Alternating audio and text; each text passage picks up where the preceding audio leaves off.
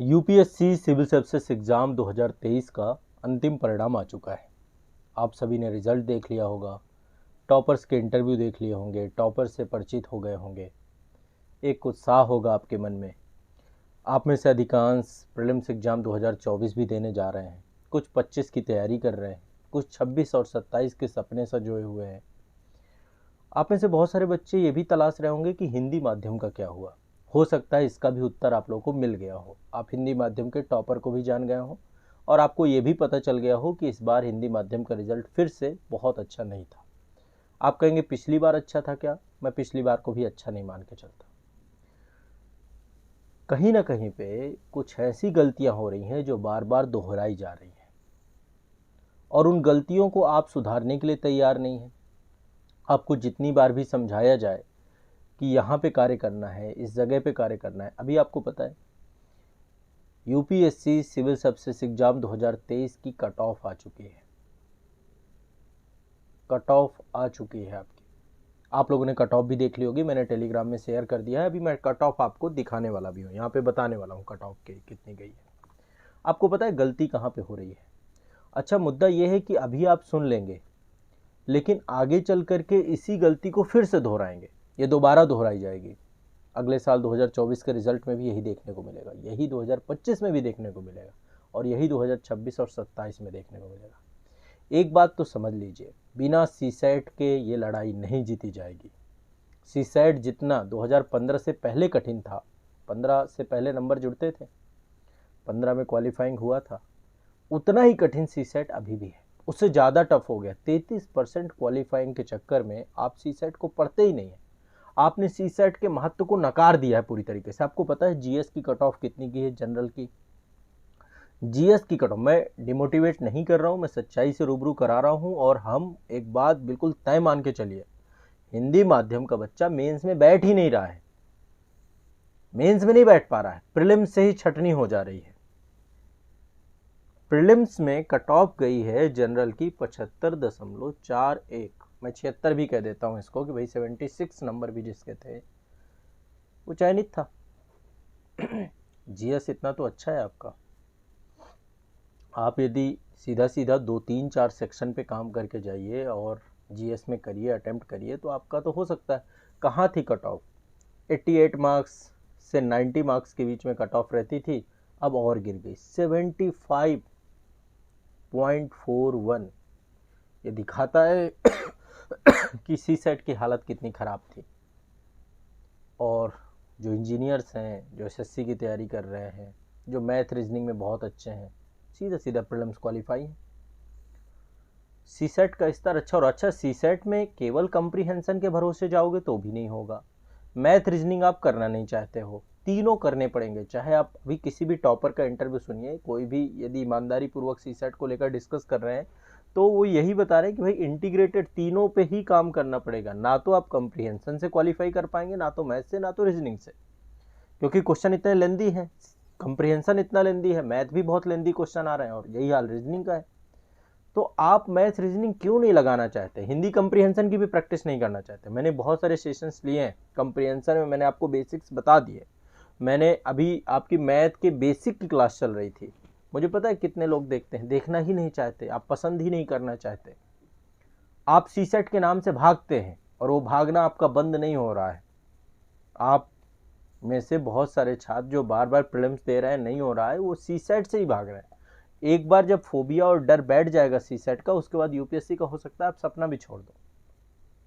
तो हिंदी माध्यम के बच्चे, अभी मैं आपको एक बात बताऊं, इस बार आईएएस में, आईएएस रैंक की बात कर रहा हूं, जनरल कैटेगरी का तो कोई सिलेक्ट ही नहीं हुआ है। हिंदी माध्यम की बात कर रहा हूं।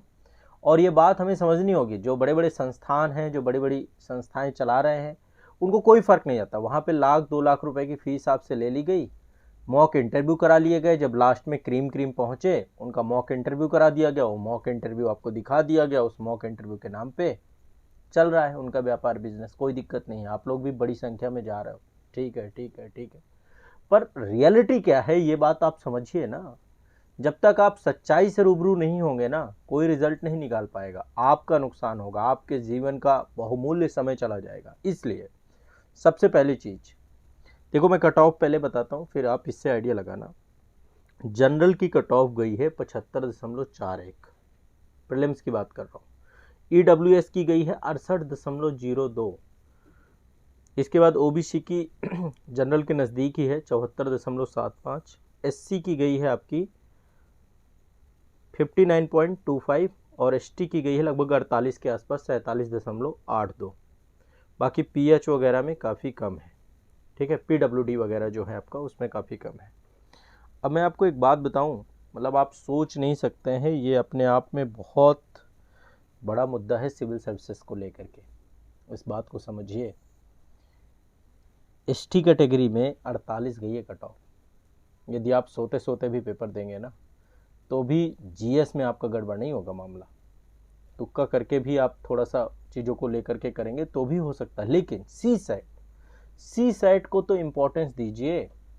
सी सेट क्यों नहीं लगाना चाहते? और सी सेट की प्रॉपर प्रिपरेशन करनी पड़ेगी। 6 मंथ आपको सी सेट के लिए देना पड़ेगा ईमानदारी से।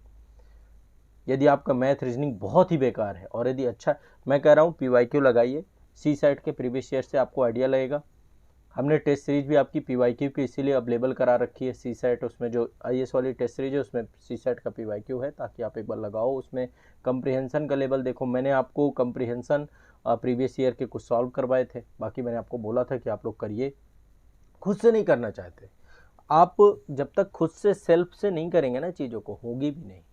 दूसरा, कोई टीचर है मान लीजिए, वो आपको मैथ के क्वेश्चन है वो सॉल्व करवा रहा है और वो तो सॉल्व कर ले जा रहा है, अब आप उसका अभ्यास ही नहीं करना चाहते तो फिर कब क्यों कर पाएंगे? और देखो मैथ में भी देख लो कौन कौन से टॉपिक से क्वेश्चन निकल रहे हैं, उन टॉपिक्स का अभ्यास करना है। उसमें स्पीड, टाइम सब कुछ देखना है कि भाई ऐसा ना रहे कि पूरा पेपर 2 ही घंटे का पेपर है, मैथ के ही क्वेश्चन में टाइम निकल गया, कंप्रीहेंशन में ही टाइम निकल गया। स्पीड का खेल है भाई सी सेट।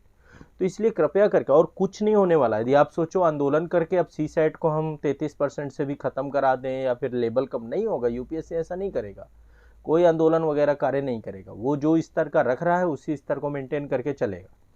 तो इसलिए एक कड़वी सच्चाई है, चाहे आप 24 दीजिए, 25 दीजिए, 26 दीजिए, 27 दीजिए, सपना साकार करना है तो सी सेट पे काम आप लोग को अच्छे से करना पड़ेगा।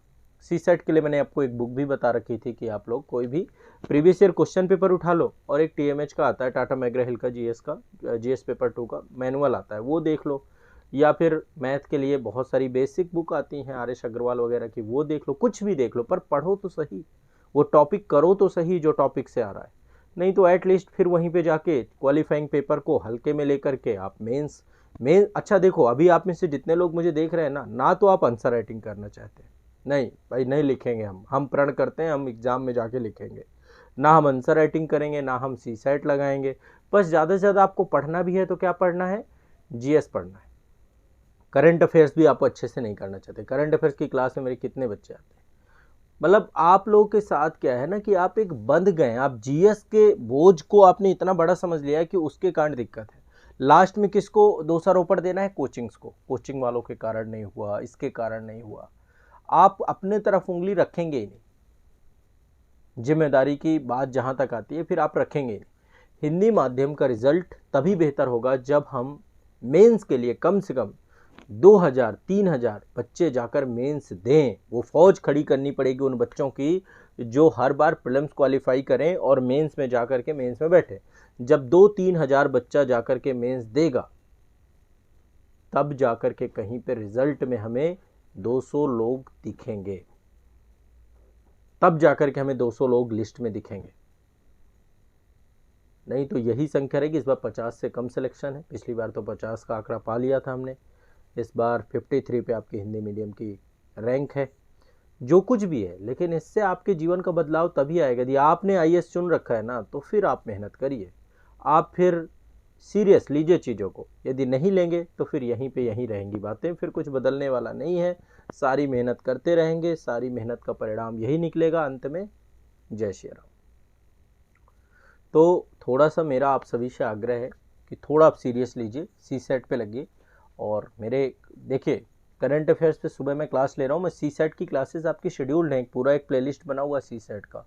कंप्रीहेंशन की मैंने एक प्लेलिस्ट बना रखी है जिसमें बेसिक कंप्रीहेंशन कैसे सॉल्व करना है वो चीज़ें बता रखी है मैंने आपको। मैंने 1-2 3 सेशन प्रैक्टिस के भी करवाएं आपके कंप्रीहेंशन के, और यूपीएससी लेवल के कंप्रीहेंशन करवाएं, प्रीवियस ईयर क्वेश्चन है तो एक बार देखो उनको। इसके बाद मैथ की एक बेसिक प्लेलिस्ट आपकी, जब तक बेसिक अच्छे नहीं होंगे, आपके कैलकुलेशन अच्छे नहीं होंगे, वो आपको करना पड़ेगा। सीसेट का बैच है पूरा प्रॉपर, लेकिन मुद्दा वही है कि जब आप गंभीरता से लेंगे, जब आप मैथ से भागेंगे नहीं, तब तक कुछ नहीं होने वाला। तब तक यही होगा कि 75 की कट ऑफ भी हमारे लिए दुर्लभ हो जाएगी, क्योंकि हमारी कॉपी ही नहीं चेक होगी, हम सीसेट से डिस्क्वालीफाई हो जाएंगे, हम 33% ही नहीं ला पाएंगे। तो इसलिए मेरा थोड़ा सा आप लोगों से ये आग्रह है कि कैसे भी करके, और इस बार आप देखिए आपका कंपटीशन की, अच्छा आप लोगों के साथ है क्या, अभी आरओ का पेपर था, बहुत सारे बच्चे आरओ का पेपर, फिर लीक हुआ पेपर, फिर री एग्ज़ाम में गया पेपर, री एग्ज़ाम के बाद फिर आपकी कहानी क्या हो गई, आपकी कहानी फिर जा कर के वहीं पे खड़ी हो गई कि चलो अब आईएएस। अभी बहुत सारे बच्चे थे मुझे वो कह रहे थे कि सर बीपीएससी की तैयारी कर रहे हैं लेकिन यूपीएससी पहले पढ़ रहा है, ये वाला फॉर्म आ गया है, इसी को दे देते हैं। अरे इसको पार्ट टाइम एग्ज़ाम मत समझिए, या कोई भी एग्ज़ाम हो, मैं तो सभी एग्ज़ाम को बराबर लेकर के चलता हूँ। एक साल में एक को, कितनी बार बोला, एक को टारगेट करना है। आप यूपीएससी मजाक के मूड में देते हैं। आपको पता है टॉप 5 में 3 सेलेक्टेड कैंडिडेट हैं, 3 जो ऑलरेडी पुलिस एकेडमी में थे, यानी कि आपका कंपटीशन किनके साथ है, जो ऑलरेडी चयनित हैं, जो इंजीनियर्स हैं, जो अच्छा इंजीनियर्स, मैं बार बार कह रहा हूँ, डॉक्टर्स हैं, इंजीनियर्स हैं, इनकी पढ़ने की कैपेसिटी आपको पता है कितनी होती है। ऑलरेडी ये 15-16 घंटे पढ़ना, असाइनमेंट बनाना, असाइनमेंट पे असाइनमेंट, एग्ज़ाम पे एग्ज़ाम, आंसर राइटिंग, ये सब कुछ अच्छा होता है। आप ये करना ही नहीं चाहते, आप उस लेवल को पकड़ना ही नहीं चाहते हैं। आपने क्या कर रखा है, एक ऐसा ढर्रा पकड़ रखा है, उस ढर्रे के हिसाब से चल रहा है। इसलिए मेरा सबसे आग्रह, लिखो, आंसर राइटिंग करो, टेस्ट सीरीज से अभ्यास करो, सीसेट अच्छा करो अपना, तब जा करके जीएस निकल जाएगा, प्रीलिम्स क्वालिफाई हो जाएगा। और प्रीलिम्स क्वालिफाई होना, एक जो दीवार बन गई है ना प्रीलिम्स, वो ख़त्म हो जाए। तो मेरा विनम्र आग्रह है सभी छात्रों से, जो अभी ये कट ऑफ आई है, इस कट ऑफ को आप लोग एक बार टेलीग्राम में जाके देख सकते हो, इस पर आगे भी डिस्कशन हम करेंगे। ये कट ऑफ मैंने टेलीग्राम पे आज़ाद ईएएस एकेडमी के टेलीग्राम पे डाल रखी है, एक बार जाके सर्च करो आज़ाद ईएएस एकेडमी का टेलीग्राम और इसे ज्वाइन करो, और यहाँ पे मैं अपडेट देता रहता हूँ आप लोगों को।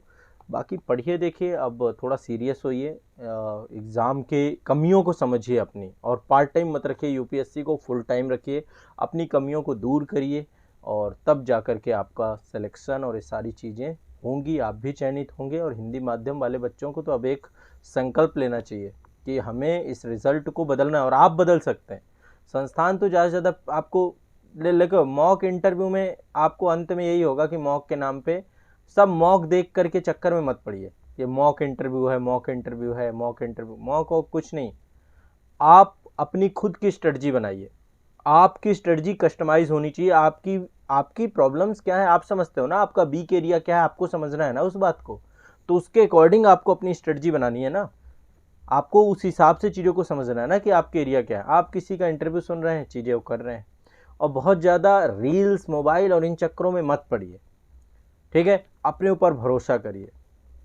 इसलिए थोड़ा सा मेहनत करिए। कोई क्वेश्चन हो तो कमेंट सेक्शन में आप मुझे बताइए, अपनी प्रतिक्रिया दीजिए कि आप लोग क्या समझते हैं इस कट ऑफ को लेकर के, आपकी क्या चिंता है, ज़रूर साझा करिए। बहुत बहुत शुक्रिया, धन्यवाद।